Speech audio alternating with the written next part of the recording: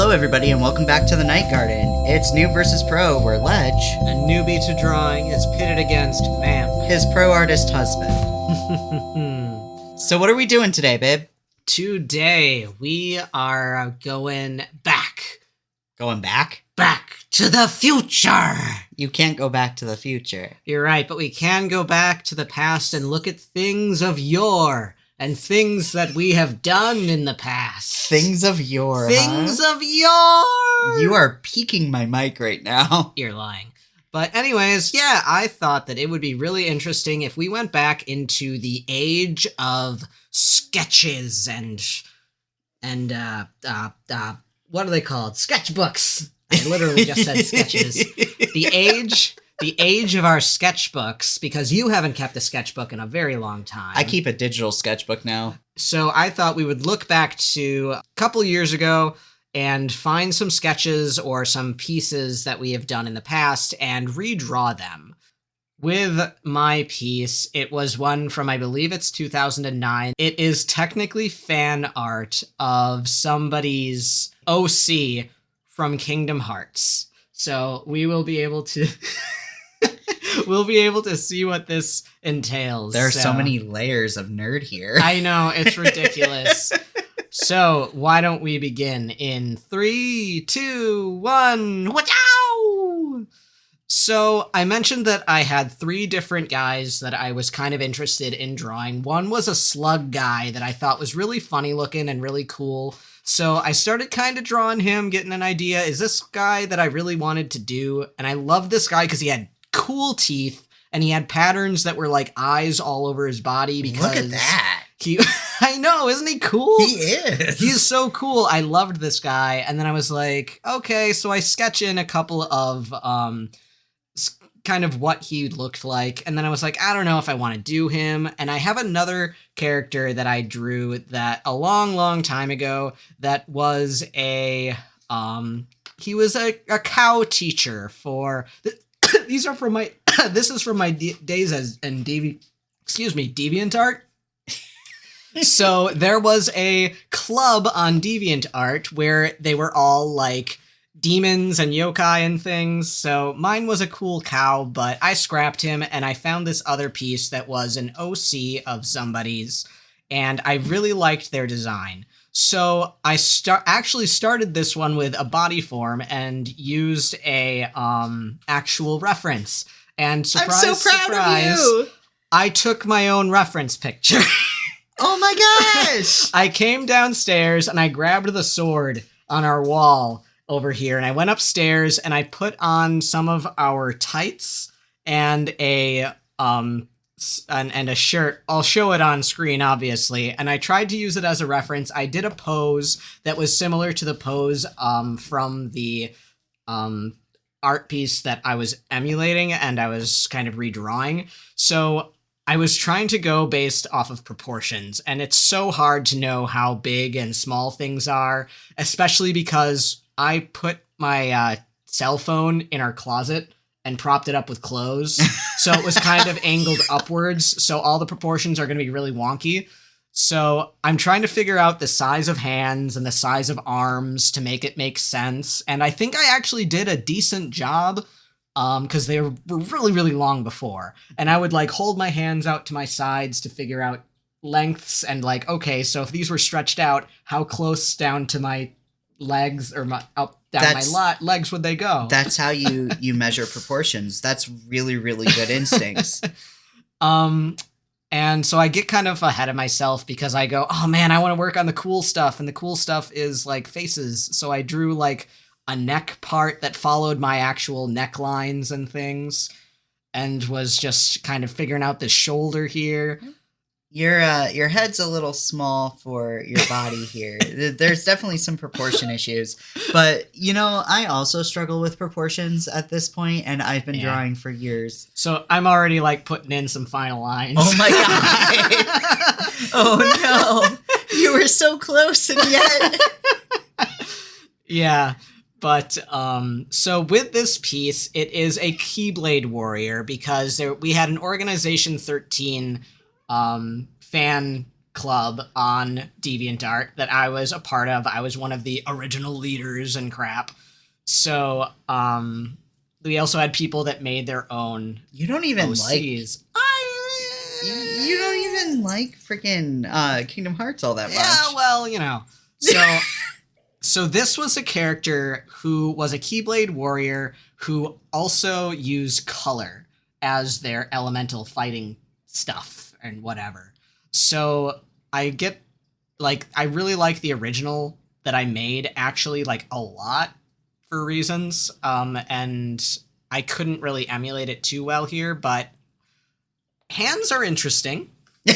Hands are hard. Hands are hard, and hands are the bane of every artist's existence. And the reference picture that I took, this hand was like partially off screen. So I had to guess what the rest of it looked like. Why didn't you take rather another than picture? take another picture? Because and I mess with the proportions a lot because like I got some hips on me. You do. I do. I have some hips. And so I was like, kind of like being like, oh man, how do calves and thighs function and work? And where is the ass? Where are the knees? Maybe one of these, I'll do it as a teaching opportunity to teach you anatomy. You don't even like anatomy. I don't like anatomy. I fully admit that I don't like to. And this is the point where I actually was like, shoot, I don't know how to draw a chest. So Did that just say need to look for booba? Yep, I looked up references to find pictures of people that have breasts. I was playing around, being like, how do booba work? Maybe I duplicate it, and that's wrong. So part of the problem here of what you're dealing with is that you looked at your outside shape and you tried to do things based on that, but you don't really know how things actually connect and things like that. So you're just trying to make sure that things work on this random shape that you've made. Yep. And I think in the end I actually did pretty well. This is me drawing in some of the clothing pieces. So she has a really cool dress that originally, in my drawing anyways, only went like above the knee. It was a pretty short dress. I ended up extending it, but it was this like shoulderless style. And then she also had like weird elbow armlet things. And so I get those in, and there's this interesting pattern here, and I decided, oh, I'm smart. I'm not going to try to redraw those lines. I'm going to duplicate it and take less work. And thinking about booba bump, you got to make those straight lines into those curved lines because shapes. Shapes. I mean, that's a good instinct for sure. And I looked at the dress here and I was like, this is a potato sack. So I'm like, all right, how do I make this more shapely? And I'm like, that doesn't look right. Then I'm like, okay, I make that ass pop here. And one of the problems was in my reference, I was wearing a tank top shirt and it wasn't tight to my body. So I didn't have like a good actual like tight body form. So then I noticed that and I was like, oh shoot, that's what's wrong. I need to make this slimmer on this side because I was standing at an angle and facing my head the other direction. And so I go through a bunch of different faces because I'm like, how do I do? Oh my god. This was me going and finding more references. So I was trying to find a reference picture of Kairi so that I could get an idea of how the eyes looked and the face kind of looked in actual Kingdom Hearts style. So you were trying to use a realistic and a stylized reference. Yeah, which made it really hard. Yeah. But I mean, it's fine. You can do both, but like it's a matter of figuring out because like Kingdom Hearts, when you talk about stylization, you have to have a really solid idea of how anatomy works in order to make stylization work. Yeah. And Kingdom Hearts has a really like anime style. Yeah. So it's like, it's rough. It's rough. And I tried to do lips and a mouth like that because Kairi does have lips, and they do actually have lips in that. The way that they're defined, though, is by color only. They don't actually define them with line. Yeah, so I ended up scrapping that because I didn't like the way that it looked. I thought that it was kind of like... I mean, they're cartoony because, I mean... Cartoony in the wrong way. In the wrong way, exactly. I gotcha. really loved her hair because they were like these cinnamon rolls, kind of like Celeste from Danganronpa. Yeah. And I remembered like learning or watching people draw these kinds of things, and they were just kind of like, do little steps. Yep. Do step downs, and it makes it look curled. Yeah. And so I managed to do that. Yeah, and I think that they looked really cute. And I was like, no, they're supposed to be longer, so just bleh. Yeah. Spaghetti noodle down the neck. Amazing. Adding the hair kind of fixed your head problem a little bit. I expanded it a little bit beyond that original form. Yeah. Mm-hmm. And like looking at her, I was like, man, that is a buff ass neck. Still buff. She is buff. Because I say I have noodly arms, but like You have some muscle. I've got shape. Yeah. I am a shape. Everybody has shape. Everybody has shape. You're a liar. Nobody has shape but me. Okay. You can be the shapiest shape. I'm the shapiest shape. And so I look at this hand, and now I get to kind of get into the hand and making the weapon, and I'm like really stealing the things that you showed me with those freaking windows of just duplicate stuff. Yep, duplicate, use and transform rulers and, and transform, and stuff. So yeah, I do a whole lot of that in this, and I was like, yeah, that's cool. That's awesome. Yeah, I was really impressed with myself with this. I give up halfway, but so I redesigned the Keyblade, because the Keyblade originally on the original piece has these like weird little like stabby horn type things on the middle section before it gets to this really cool like almost trident-y style head. And so I make a lot of work for myself here by making reference lines and then duplicating the shape that I made with those reference lines still in place. So I go in and erase all of those annoying lines that I made because I didn't do any of that off of on a different layer because I want myself to struggle. Apparently. But no, this weapon was really cool on the original, and I didn't quite get the same shapes. But I was also, like, really impatient at certain points because this entire thing for me took, like, 2.5 in-game hours, I'm going to say. In-game hours? Because I did the reference beforehand, and I found a couple of references beforehand, too. So, like, that doesn't count in terms of the video that we're seeing here. I understand that because I did a lot of stuff outside of the actual video as well. Mm-hmm. That's just the nature of making a piece, I feel. Yeah. Because to be good at what you're doing, you should always use reference. And you should also always refer back to, little things that you need to refer back to. Sure. So. Yeah, because I was just cleaning up some of my lines, and I actually really like what I do here is that I notice that hand looks huge. So I shrink it up and have to redraw some of the lines and everything and reconnect the wrist and all that. But I'm actually really proud of that hand that is holding the weapon. It looks really good. Like the wrist there and the connection and stuff. Like there's a fat finger there, but hey, I don't care as much anymore. Back to this hand though, because this hand, something about it just does not look right. And I don't know if it's the shapes and the bones and the fact that there aren't bones and they're just sausages right hanging around. The thumb looks really huge, and the thumb is very big compared to your fingers. Hands. Yeah. I see now I move it inward so it shrinks the thumb up a bit, but and that looks a lot better. I still also say it still looks too long, so here we go. Yeah, because you have some foreshortening issues there, and foreshortening is one of those things that's a little bit harder to understand, especially when you're not certain on anatomy in the first place. Yeah. So, like, it has to do... What foreshortening is it's a mixture of understanding anatomy and perspective, and it can be very hard to show correctly. So, like, you did a very good job considering you've never once done, like, a figure study or anything. Oh, yeah, no, I've sat in on one, I think. I'm still really proud of you for taking your own reference photo. I couldn't find a good reference pose that really matched what I wanted. I know it's actually different from the original pose, but I was I wanted to kind of change the original pose because the original pose was just kind of holding her arms out, kind of being like, yo, come at me, bro, kind of thing, which I liked. It gave her personality, but this makes her kind of just whimsy, and you'll see later that because her elemental was color, and in the original I have like these splash blobs of like color kind of circling and cycloning her, which I really liked. That was like my favorite part of the original. And like the colors and the shading in that were really, really fun to do because I did it in colored pencil. And I did all the coloring in colored pencil on the original. And I was actually really proud of the colors. And I'm less proud of the colors in this one, but again, that's something I'm constantly working on. I can show you, there is a brush that emulates colored pencil in Clip Studio Paint.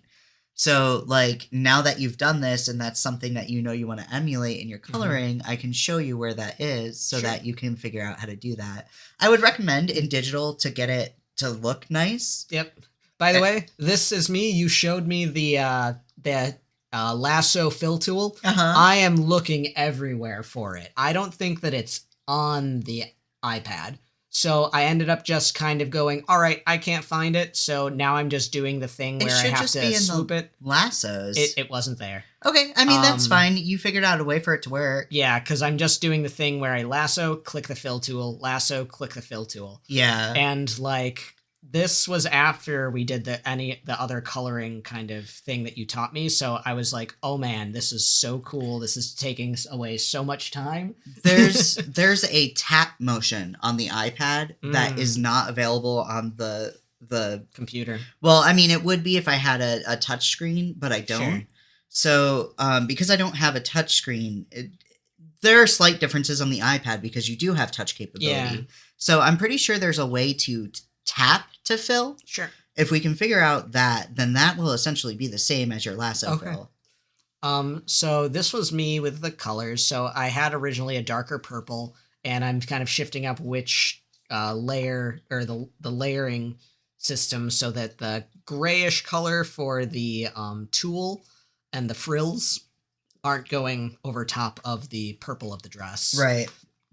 Just to make it easier when I'm kind of coloring and figuring colors out and stuff. So, and I was trying to go with what you were saying about like when you're doing highlights or something, go more light colored and gray. And then when you're doing darker colors, and I was trying to find the colors that matched the actual reference that I had or that I had made. And I didn't do color picking because I was just kind of like, I want to practice trying to find colors that look good that way. I mean, that's really hard on its own, so... Yeah.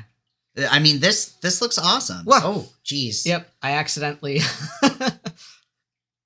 and then finding skin.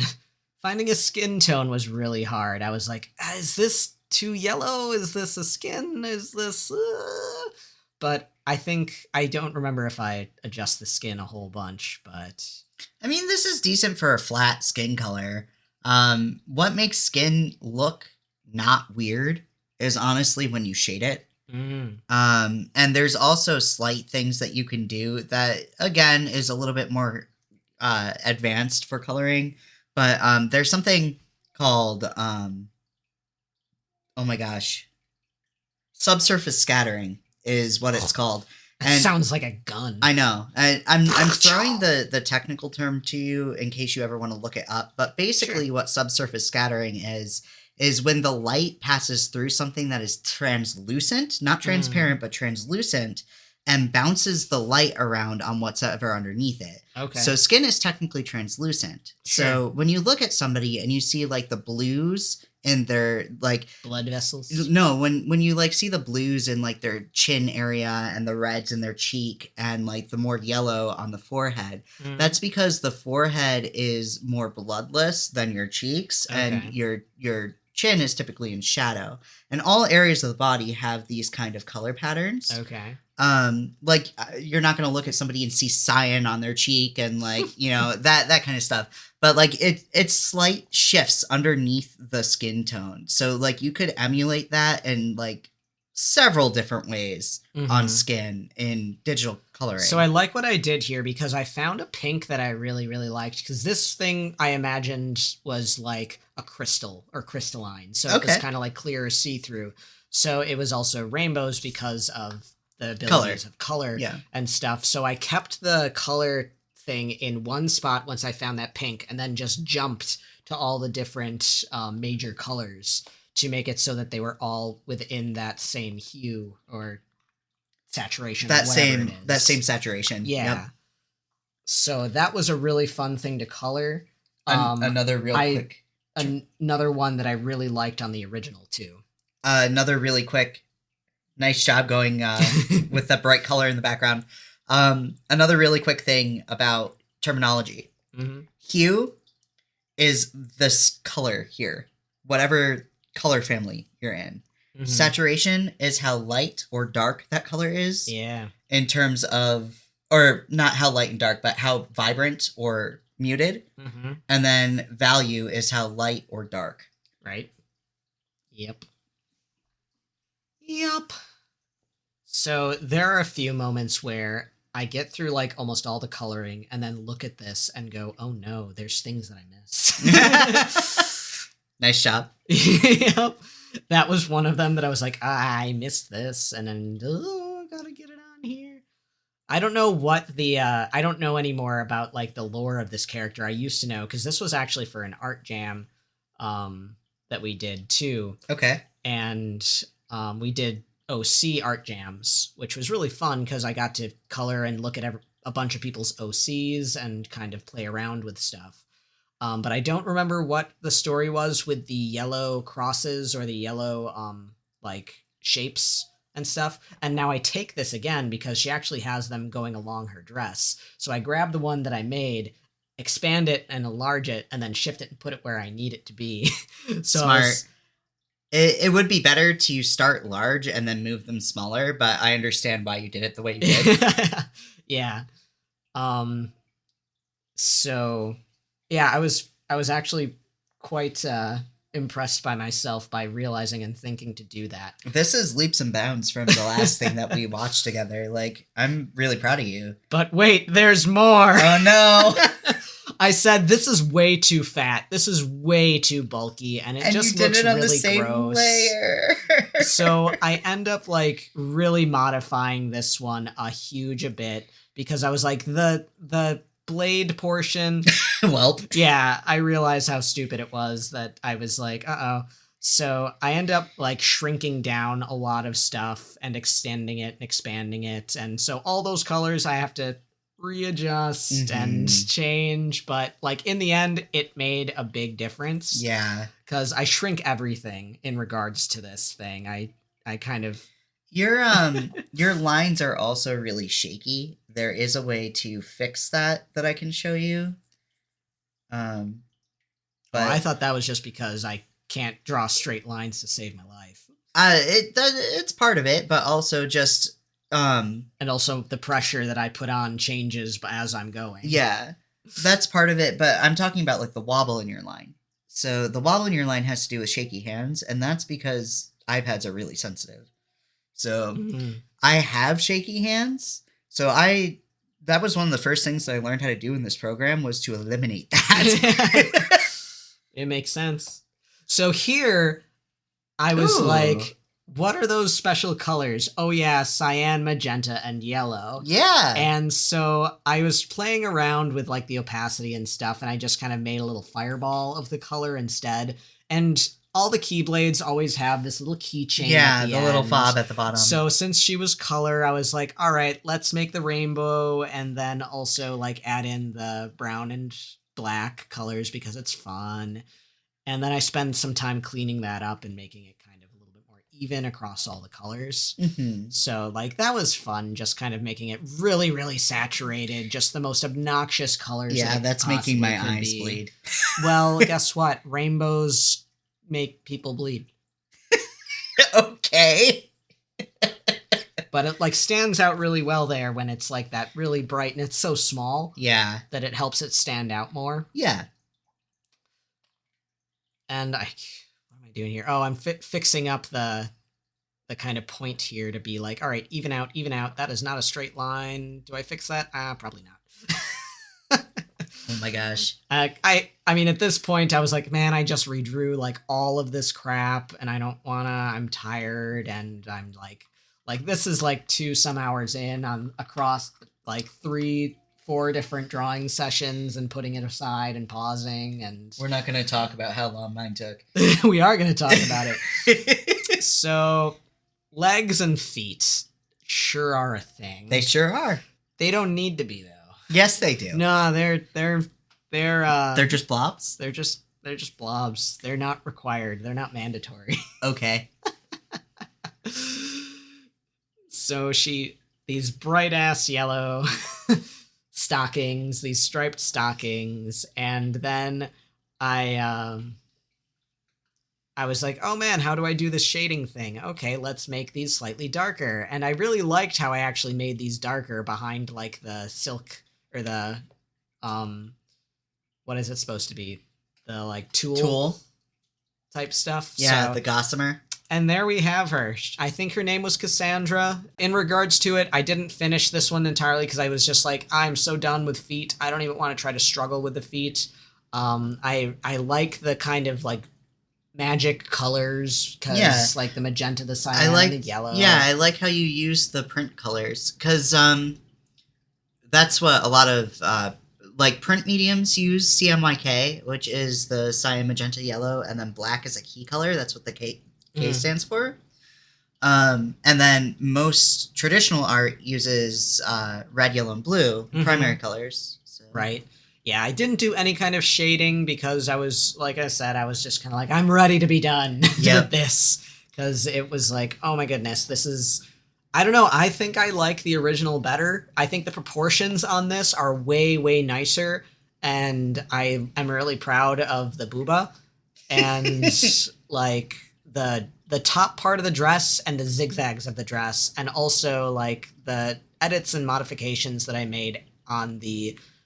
sword and the tip of the sword, I really, really like on this one. I do think the original, the color, the concept of the color magic was a lot cooler. Yeah. But I was worried that I wouldn't be able to make that nearly as well digitally as I did originally. That makes sense. I mean, it's a matter of...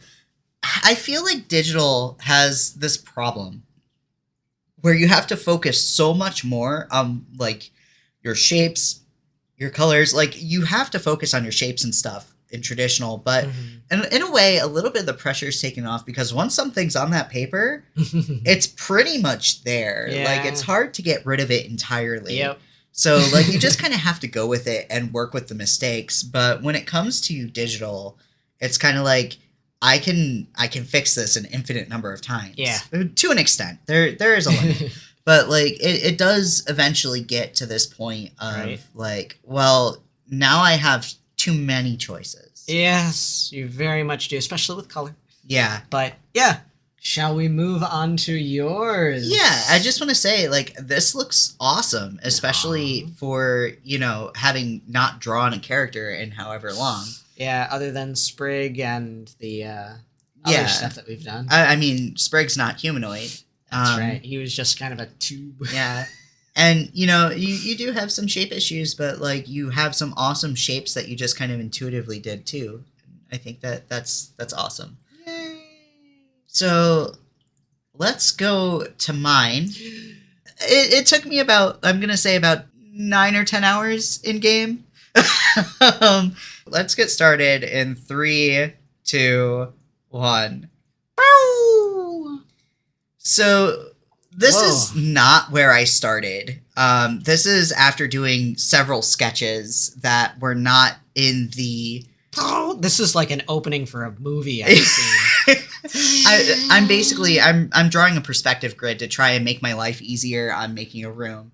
Because the one that... The drawing that I picked was one that didn't have a scene to it, and I really like doing environments now. So this is not the original. I mean, the original is a teddy, in front of a bed. What? But yeah, this is... I wanted to do... Welcome to Tron, bitch.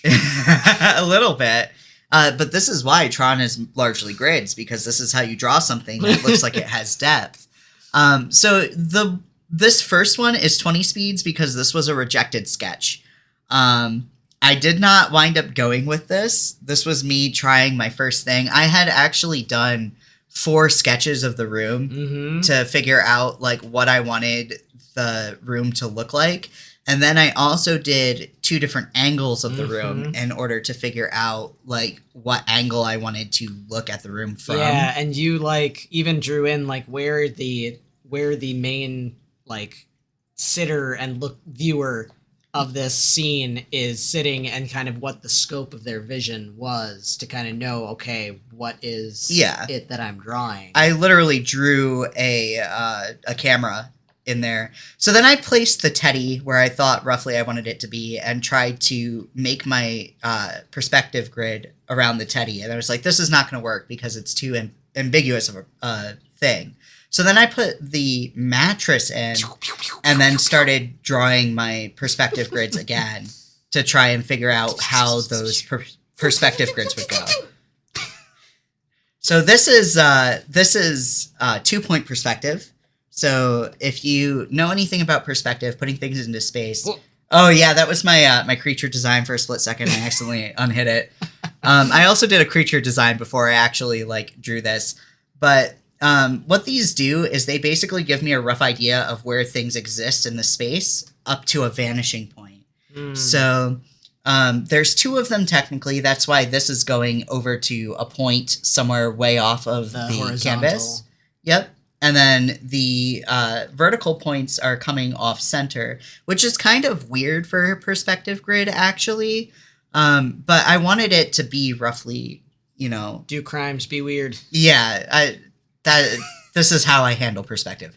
Anyway, once I got the bed in there, it pretty much gave me the perspective of the rest of the room. Right, yeah. So this sketch that I'm doing now is at 10 times speed, because this is the sketch that I actually wind up going with. Sure. So, you know, I threw in the door. I was like, do I want it to be open? Do I want it to be closed? I think I'll leave it open. Yeah, that's an extremely open door. Yeah. I mean, I was picturing it as being, like, partially, like... Yeah. Turned back on its hinges. Sure. So, yeah. And then, like, okay, you wouldn't be able to see the bottom of the window, so, like, I'll just throw in the top. This is what's called a worm's eye view. So what that is basically you're looking at it as if you're on the floor, looking up. The reason why I did that is the original is focused on the teddy on the floor. So I wanted to keep the essence of the original while still kind of showing off and, like, you know, being like, this is what I can do now. Like, yeah, right? Because that original piece, the reason why I picked it is it was one of the first pieces that I did coming out of a 6-year art hiatus.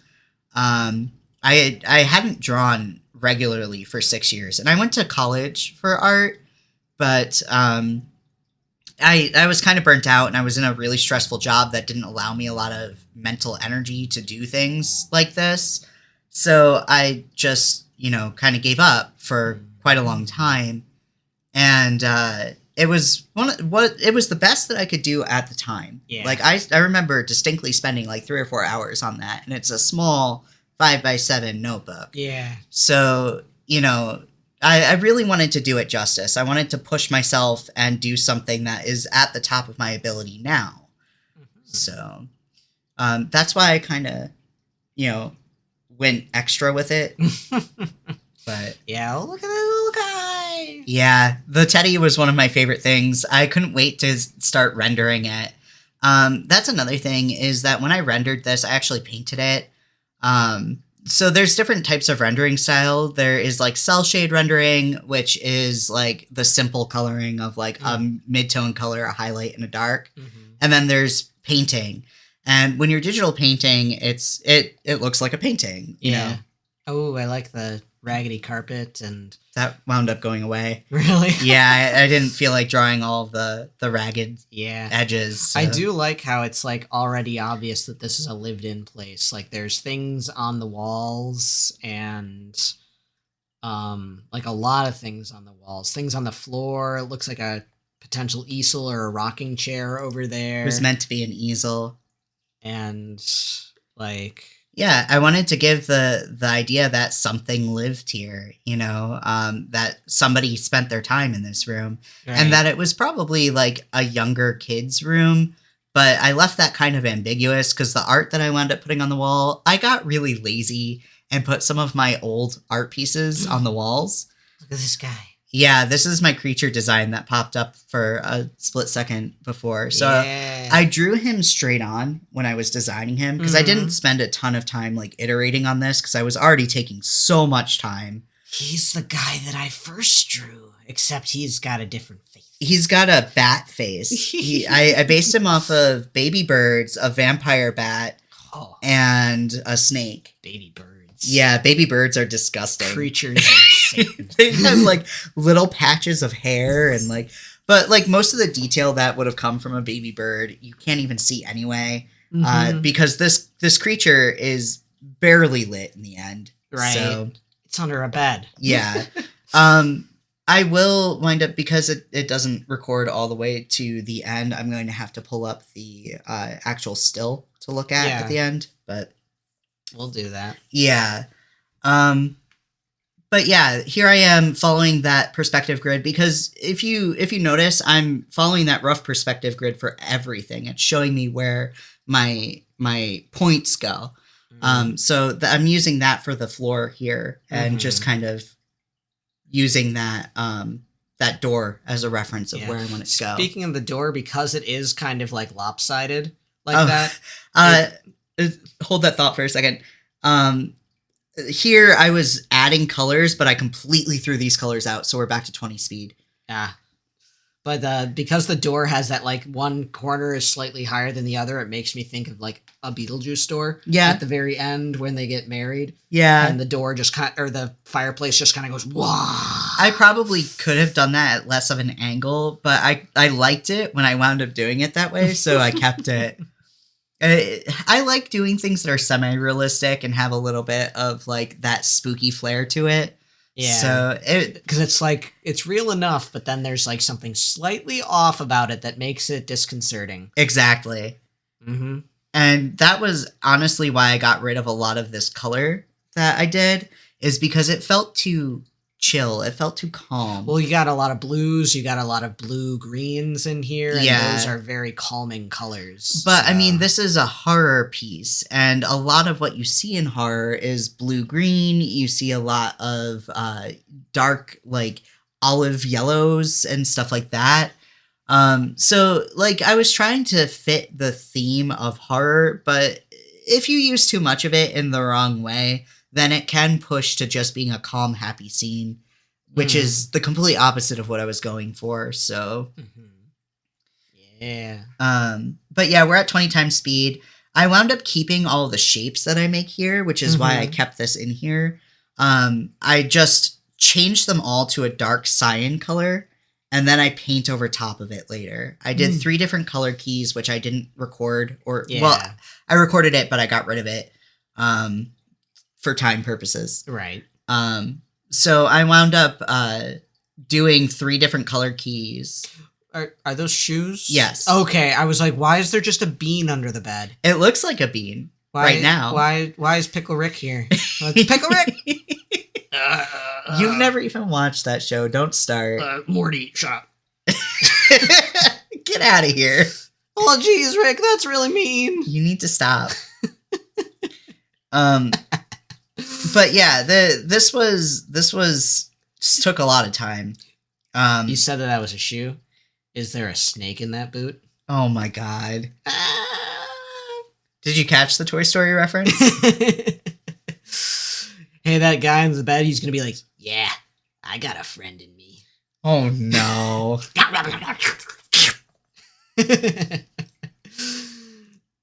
Oh, look at all these colors. Yeah. This was a lot of fun to do. I actually got all of these colors laid down in about an hour.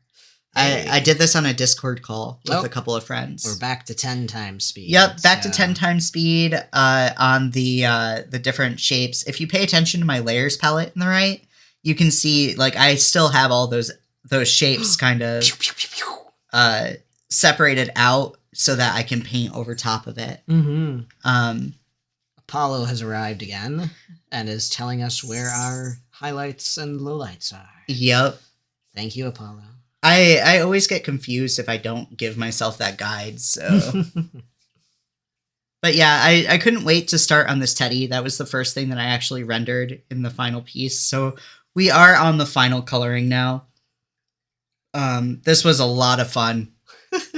I paint with a soft round brush set to a low opacity. Oh, so the bane of my existence. The bane of your existence. But you can see how well it actually gives me my colors when I have, the actual control that I need over it. But also I've been painting this way for the past 7 or 8 months at this point. Right. So I've gotten really used to painting in this kind of style. I actually learned this from the mentorship that I took in November. Oh, cool. So yeah, I tried to start it before then, but I hadn't learned it from my mentor specifically until I started that in August.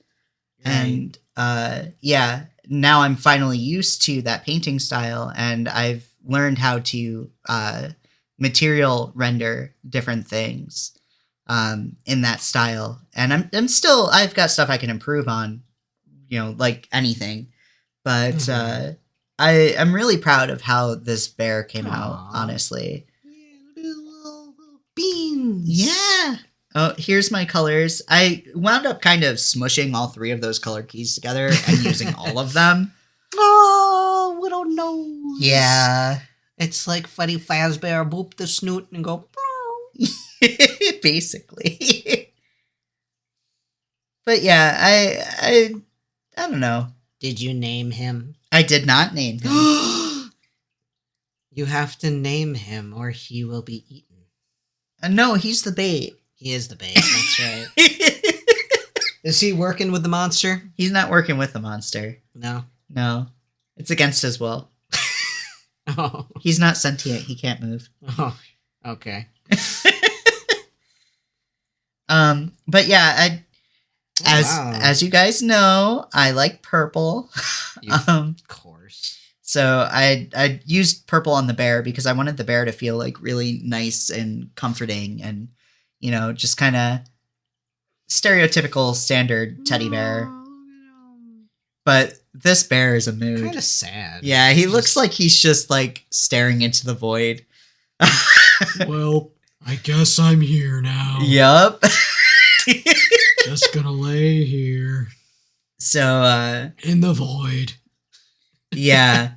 Ooh. It's just the angle. It really is just the angle. Because if you keep getting closer, it's well. Hello, darkness, my old friend. Oh, that's me fixing the notch in the ear. Yeah. But you can see, I did this all just by making a silhouette and making, focusing on my shapes. This is just a cylinder here, the arm of the bear. Mm-hmm. You've got a circle kind of oval for the body, and the head is a circle. Lumpy. Yeah, it's really easy to use defined shapes like that in order to throw something together once you realize how they kind of stack. Yeah. And that's all that anatomy is. Right. I could easily, well, maybe not easily, but I could take this bear and draw it from different angles because I know how those shapes stack. It's so cool watching you color because, you see something that looks flat suddenly look a lot more 3D just by a couple of strokes, the shadows and the color differences and stuff. So it's just kind of oh man, that leg looked like it was kind of flat. And now it looks a lot more like you were saying tubular. Yeah. To and be that way. It's all just layering my colors up, and you can see on my color wheel here, I'm working in a fairly light range because I only have my brush set to about 30 opacity. So it's slowly building the more that I tap my brush. Yeah. I was going to say this too. It reminds me of, we watched Baumgartner restorations on YouTube as well. And Julian, when he's doing color restoration on paintings and stuff. He goes Tap, tap, little tap, tap, tap. dots and color matches and stuff like that. Yep. And so, and now you're adding these little things on the edge to make it fuzzy. Yep. Is that what gives it that fuzzy look? Yep. Just kind of that slight little overlap. Yeah. Oh, it's a little fuzzy ball. Little guy. My goodness, you're spending all this time just on this bear, and you still have an entire room. The room honestly comes together pretty fast because, Really? yeah. So the thing about painting, what makes a painting thrive is when you put the most detail on the things that you want people to focus on. The So, focus point. yeah, my bear is the focus point. And you'll see, like, I spend a lot of time on the floor, too, around the bear, but then I just kind of do a couple of lines further away. Yeah. Because all of your focus is going on the center of that room. Right, so you don't want to draw attention away from it by, like, having super, super detailed other stuff. Exactly. In that What was I regards. doing there? I don't know, having a sip of coffee.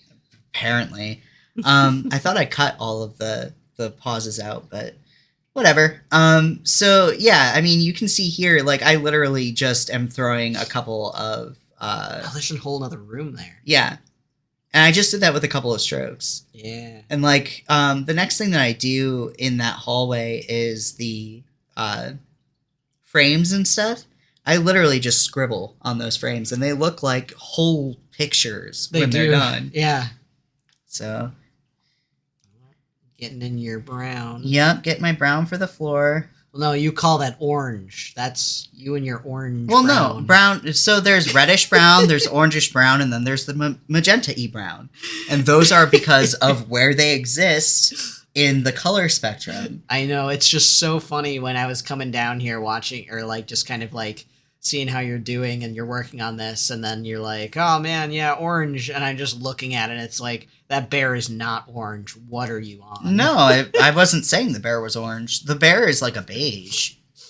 But you were like referencing your orange, it as an orange color though. Because it's in the orange family. Yeah. And it's just like, I'm just looking at it like, Oh, crazy. Did you notice that it went gray for a split second there? Yeah. I actually have a shortcut on my my keyboard that turns my entire screen gray so that I can check values. Oh. It's really handy. Yeah, you talked about the values when we were doing the tree and how like the purple was a lighter value than the darkest shadows. green. Yeah, so it didn't make as much sense, and I was like, yep, that makes a lot of sense after seeing that pointed out. And that's something, so night scenes, and that's actually something that I can improve on a little bit. I've been doing a lot of night scenes lately because I've been wanting to practice this, but night scenes, what? Just doing all of this on all the different individual planks of wood. Yeah, I mean, it didn't take me too long. Night scenes, actually, they kind of flip color theory on its head because your shadows need to be slightly warmer than your highlights. Yeah. Because everything is so cool.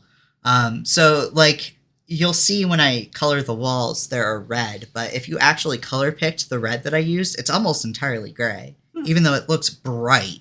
Right. And the reason is because of how the colors relate to each other in the scene.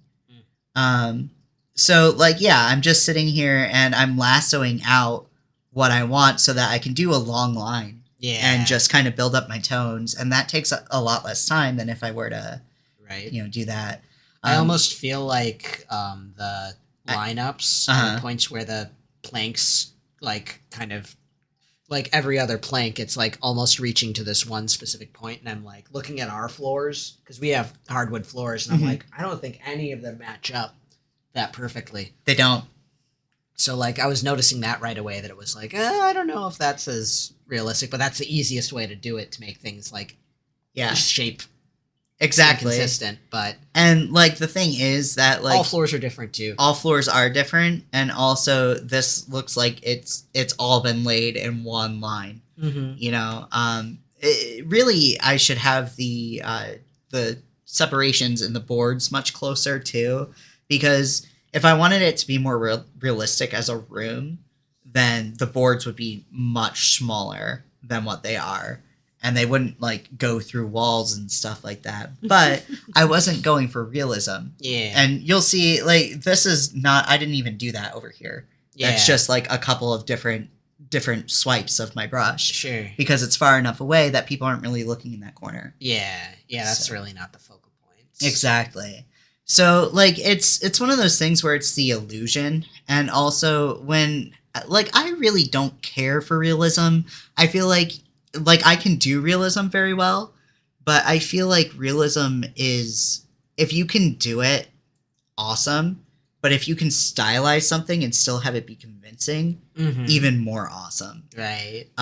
There's a lot that can be said when you can actually control your art style enough to push it one way or another and still have it look good. When you're breaking rules because you understand them.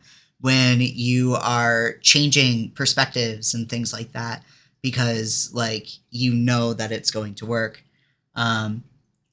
You know, it's a lot of fun to stylize things. Mm-hmm. I realized that I had accidentally put a line there. So I was like, what is this? Why can't I get rid of it? The joy of things being in places that you don't want it to be. Yep. So then I was like, do I want to... Yeah, I feel like that's too close that you have to put... Right there, yes. But ones. Much past the bear, I don't need to. I feel like that's a lot closer than the other corner, though. But it is a lot closer, but I can fake it. Yeah. Because also there's a window there and there's a shine on the floor. Mm-hmm. So ways to hide those things. Right.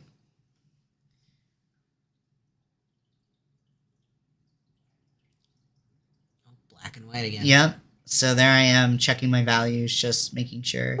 And you'll see, like, I put an orangish brown on the walls first, and I really didn't like it.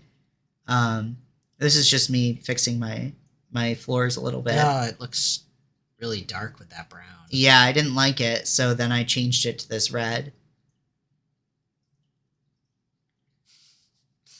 Anytime I think of red in a scene or in a movie anymore, I think of Sixth Sense and be like, every time that there's red in the scene, it means there's a ghost. Okay. And it's just kind of like... I mean, there is something under the bed. Here I am working on the things finally in the hallway. Yeah. This was really fun. Because I did this in like 15 minutes. You know, I've wanted to put like pictures and photos and portraits and stuff on our walls, but then I'm just kind of think like, man, we have plaster walls. We have plaster walls, so hanging stuff is just absolutely impossible. But also, like, thinking about it, like, people that put pictures of people on walls, pretentious. Yeah. Like, look at me, I am on the wall, me. Well, no, it's more along the celebration of family. No, I know. Yeah. But, like, I also, at one point, wanted to commission... Real quick. Oh. Right here, I'm putting in... the original piece. Yep, that's the original piece. I do this with a whole bunch of other artwork that I've done. And just kind of get it to fit into the scene on these posters. Because I didn't want to spend all this time drawing something new on each of these. So that's fun. That's a fun homage back to your previous pieces too. Right. Were any of the pieces that you selected ones that you were contemplating redrawing? A couple of them. I did one. Some of them were ones that I thought I was really good for my skill level at the time. One of the ones that I put in there is a work in progress that I actually haven't finished, and I threw some colors on. And you'll see me do that here. Cool. I'm pretty sure we're back at 20 times speed for all of this. Not this part, but like adding all of those things into the poster blanks. But so, yeah. Is this door opened outward or inward? Outward. Okay. Because initially I thought it was opened inward, and I was like, there's some perspective and some foreshortening, forlongening that's not happening here. So now that I know that it's outward, that makes a lot more sense. Yeah. Because otherwise it'd be like, why is it smaller than the doorway? But yeah. Yep, it's outward. yeah, just kind of adding some shading to the light switch. panel, yeah, and then adding a slight color shift to where light, Purple. yeah, purple, and then I added red along the top. Because the color reflection from the wall. Yep. Fancy. And the purple from the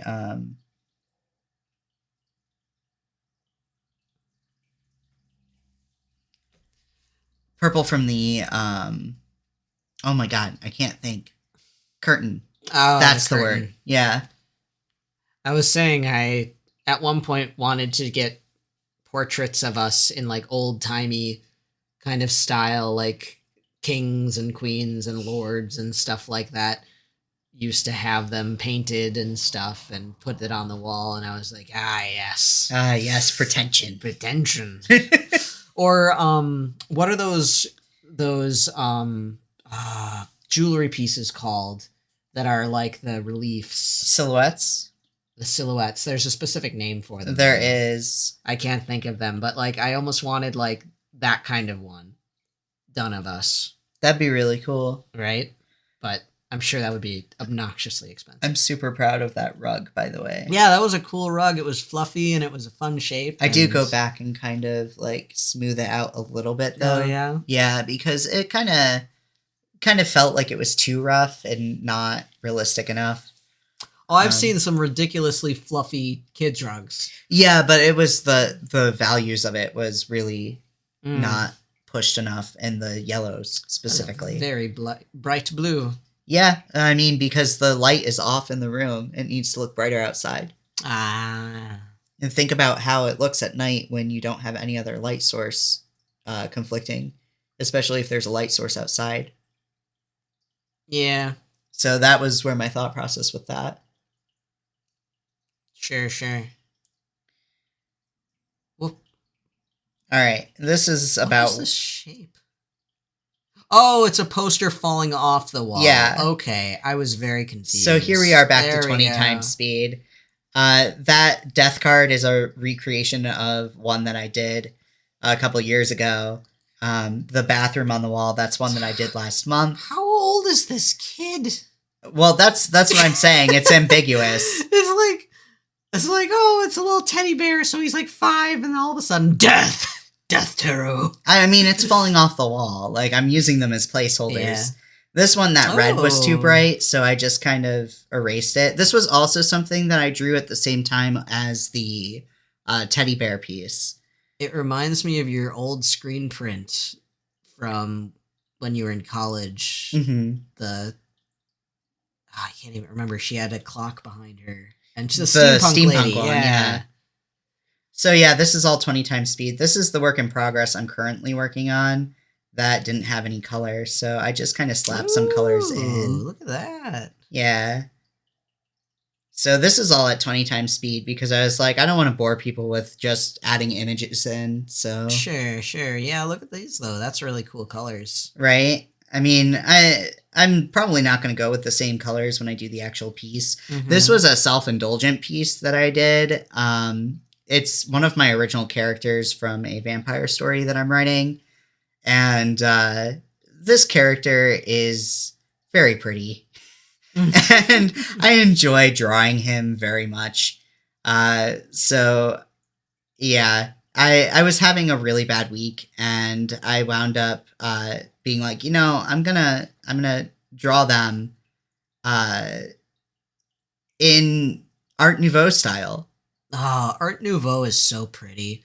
Like the colors and just the shapes and style of This Art is Nouveau. directly based on not the character pose, but the border is based on an Alphonse Mucha piece, and I will pop that up on screen. But yeah, the coloring is just very, very standard. Like I have a low opacity overlay on top of my poster, and now we're back to 10 times speed.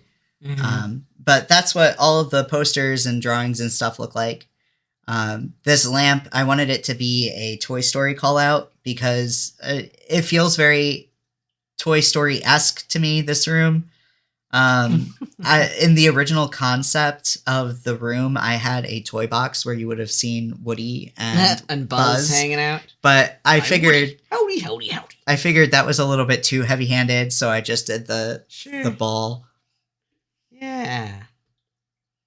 Man, you haven't given your little guy any attention yet. I do him last, and Yeah. he's one of the things that actually wound up getting lost in the recording that crashed. Oh, that's too bad. So, but this whole thing took me about 12 hours to do. I know, you were telling me. Yeah.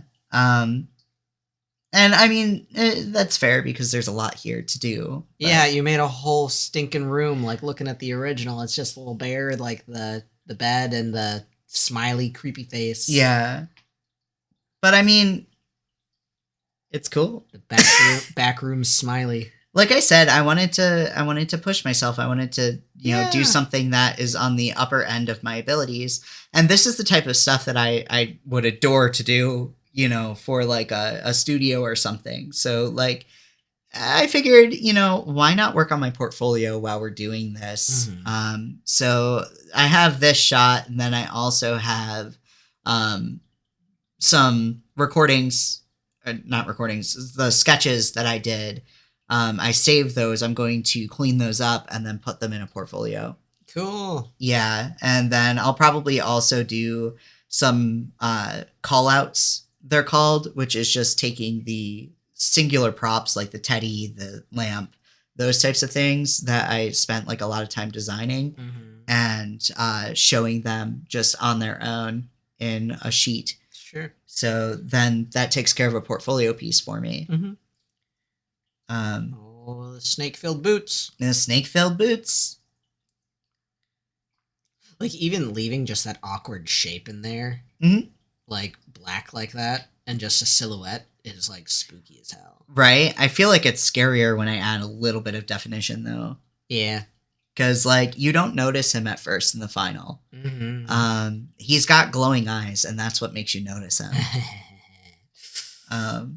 Yeah, it's honestly terrifying.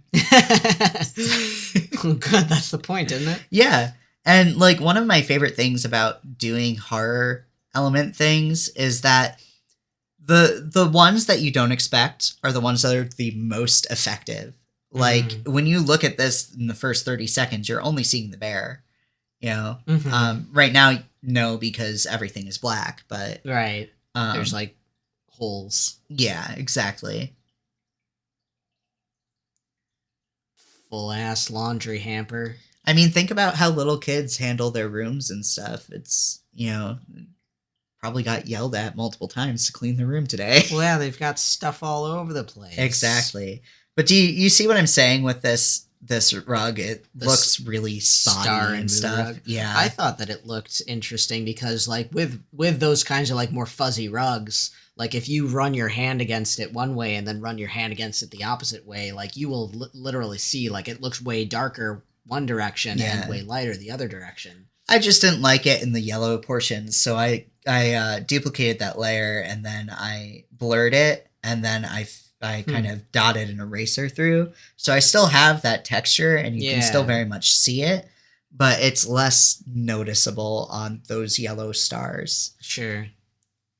And then here I am, like, I started by trying to actually, like, fully show him. And I was just like, this is not looking right.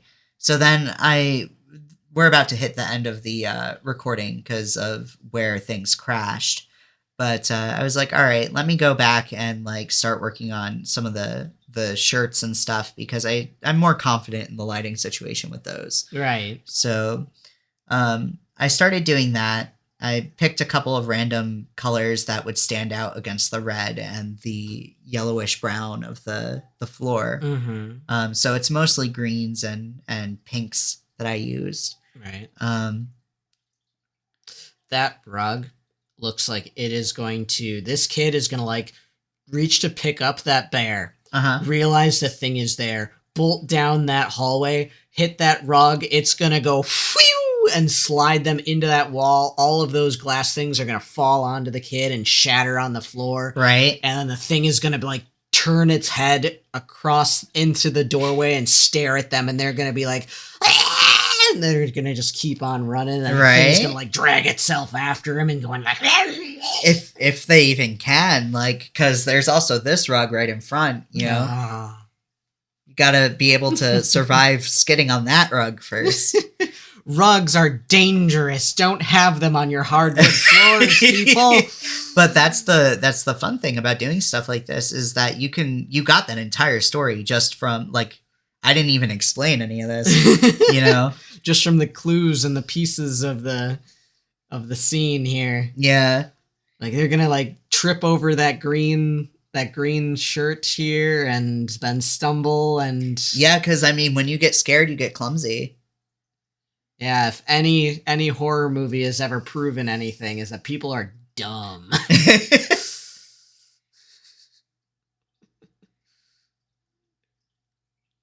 I was curious. I was like, what are these, like, claw marks? Are they supposed to be, like, the thing was, like, reaching up at some point? No, and just now it's folds. The first time a that I did fitted it, it sheet. didn't work, so I just kind of Oh, the redid it. damnable fitted sheets. Yep. And then the Oh, lamp. light bulb. Yep. Oh. Yeah, I wanted it to be obvious that backlight was on. Yeah. And a lot of the lighting situation here doesn't portray that, and I fixed it after I painted this creature here, but again, the program crashed, so you won't be able to see that, but you'll see what the final result is. Right? Yeah. And then the recording crashed. Oh, Yeah. very sad.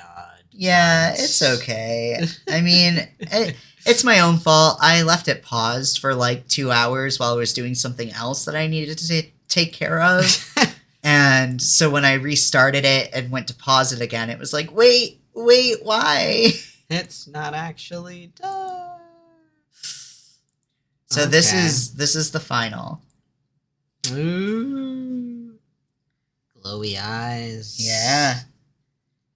Yeah, you really can't quite see the design aspects. It's so dark that you really can't see it. Well, and that's why I didn't Right. bother going super in depth with a creature design because like Mhm. I knew, like, it's under a bed, partially hidden by a blanket. You're not Yeah. going to see much of it. Right. In fact, when I painted this, I barely put any color. Like, most of that just stayed that dark, off cyan black. Very cool. Yeah, so. Awesome. Well, there we have it. We've got 2 old drawings brought back to life and modernized. So, man, I really liked the original of yours with the face like that bright, just those wide, toothy grin and stuff. If you look close enough But- at the creature, it still has that super wide grin. It does, yeah. Now that you say that, it's there, but like the teeth aren't like as prominent. It's got like curved teeth like vampire bats. Yeah. But yeah,